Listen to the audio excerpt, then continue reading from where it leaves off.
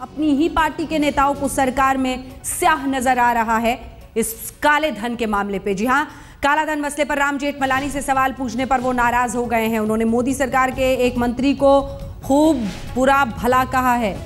जेटली को हटाने तक की मांग की है जेठमलानी ने।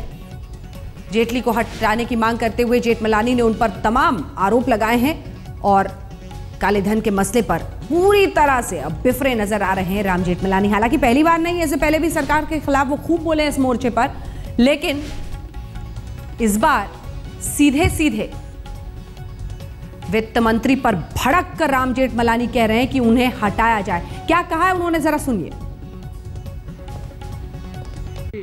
कि मोदी सरकार का एक मिनिस्टर और जानबूझ के कम कर रहा है। क्यों कर रहा है मैं नहीं जानता हूं, मगर कोई भी इंसान जिसको कुछ थोड़ी समझ है उसको ये जरूर शुबा होगा, शुबा तो मैं बोल रहा हूं मगर उसको विश्वास होगा इस बात का कि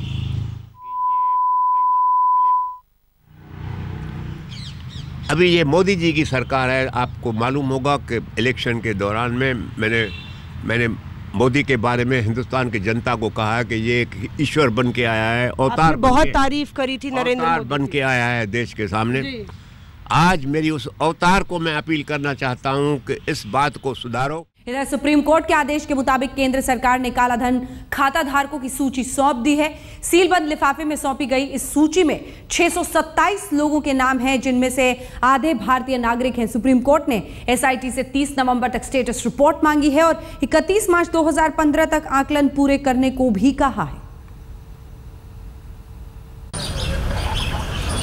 सुप्रीम कोर्ट के आदेश का असर कुछ ऐसा हुआ कि केंद्र सरकार ने बिना किसी अगर मगर के कालाधन मामले में सभी खाता धारकों के नाम सुप्रीम कोर्ट को सौंप दिए। सीलबंद लिफाफे में सौंपे गए नामों की संख्या 627 है और इनके साथ स्टेटस रिपोर्ट भी दी गई है। सरकार ने सुप्रीम कोर्ट के सामने सील्ड कवर पेश किया।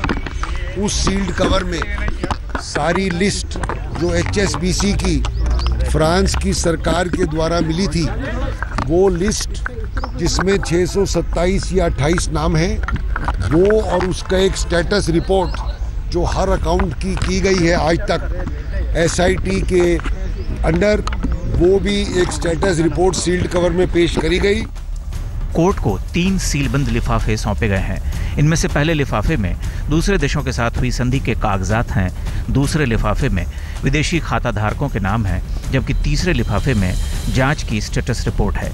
627 खाता धारकों में से आधे नाम भारतीय नागरिकों के हैं। सरकार ने सुप्रीम कोर्ट को बताया कि इसमें साल 2006 तक की एंट्री है। HSBC से ये लिस्ट किसी पूर्व कर्मचारी ने साल 2006 में चुराई थी और भारत को ये फ्रांस से साल 2011 में मिली। इस लिस्ट में 4 तरह की सूचनाएं हैं: नाम, पता, अकाउंट नंबर और खाते में जमा राशि। नाम और पता मिलने के बाद 136 लोगों या प्रतिष्ठानों ने कोर्ट ने लिफाफे को नहीं खोलते हुए एसआईटी के पास भेजने का निर्देश दिया है। सरकार ने सुप्रीम कोर्ट के सामने दूसरे देशों से हुए संधियों का हवाला दिया, लेकिन सुप्रीम कोर्ट ने उन्हें अपनी समस्या एसआईटी के सामने रखने को कहा। एसआईटी को 30 नवंबर तक मामले की स्टेटस रिपोर्ट दाखिल करने को कहा गया है। काले धन के मुद्दे पर केंद्र सरकार को भले ही सुप्रीम कोर्ट की तल्ख टिप्पणियों का सामना करना पड़ा हो, लेकिन सुप्रीम कोर्ट को तमाम जानकारियां सौंपने के बाद शायद सरकार अब राहत में भी होगी, क्योंकि सरकार के पास अब ये कहने को होगा कि हमसे तो जो मांगा गया हमने दे दिया, अब कोर्ट जाने और उसका काम। कैमरामैन फैजान और संजय शर्मा के साथ अहमद अजीम, दिल्ली आज तक।